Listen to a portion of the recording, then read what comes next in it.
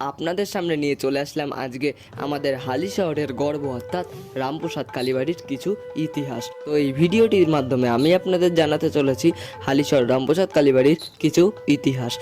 তো বন্ধুরা, এখন আমরা চলে এসেছি কোথায় তোমরা বুঝতেই পেরেছো, হয়তো ভিডিওটা একটুখানি দেখে বা থাম্বনেল দেখেও বুঝতে পেরেছো। এখন আমরা এসেছি হালিশহর রামপ্রসাদ কালীবাড়ি। তো চলুন আজকের ভিডিওটি শুরু করা যাক। কলকাতা শহরের 25 মাইল উত্তরে হুগলি নদীর তীরে অবস্থিত হালিশহর গ্রাম এক তান্ত্রিক বৈদ্য ব্রাহ্মণ পরিবারে রামপ্রসাদ সেনের জন্ম। তার জন্মের প্রকৃত তারিখটি জানা যায় না, তবে বিভিন্ন তথ্য প্রমাণ বিশ্লেষণ করে অনুমিত হয় যে তার জন্ম হয়েছিল 1718 অথবা 1723 সালে। আশা করবো এই ভিডিওটা 1 লাখের উপর ভিউজ যাবে, কারণ যেরকম নৈহাটির বড়মা বিখ্যাত, নৈহাটির আগেই পরে হালিশহরও কিন্তু হালিশহর সাধক রামপ্রসাদের যে কালীবাড়ি আছে, এই কালীবাড়িও প্রচুর বিখ্যাত। 26 জানুয়ারি এখানে অন্নকূটের মেলা হয় প্রতিবার, এবার সেটা 67তম বর্ষে পদার্পণ করেছে। তো এখন মোটামুটি খুব ভালোই ভিড় হচ্ছে কালীবাড়িতে।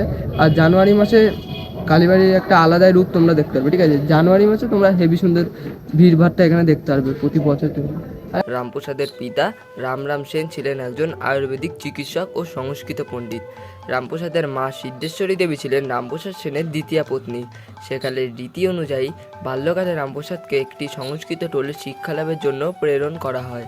সেখানে তিনি সংস্কৃত ব্যাকরণ, সাহিত্য, ফার্সি ও হিন্দি ভাষা সহ অন্যান্য ভাষারও শিক্ষা লাভ করেন। ছোটবেলা থেকেই কাব্য রচনা ও নতুন নতুন ভাষায় তার আগ্রহ ছিল প্রবল প্রকারে।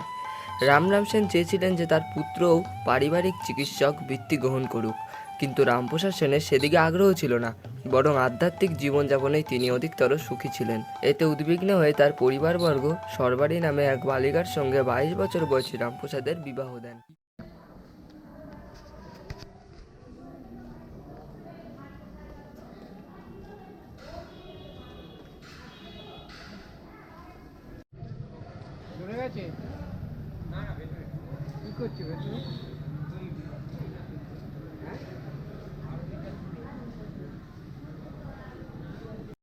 হালিশহর কালীবাড়ির যেই অন্নকূট মেলা 26 জানুয়ারি হয়, ওই অন্নকূট মেলার উপলক্ষে এখন গঙ্গার ঘাটেও কিন্তু প্রতিদিন সন্ধ্যাবেলা থেকে কি হচ্ছে, গঙ্গা আরতি শুরু করা হচ্ছে। হ্যাঁ,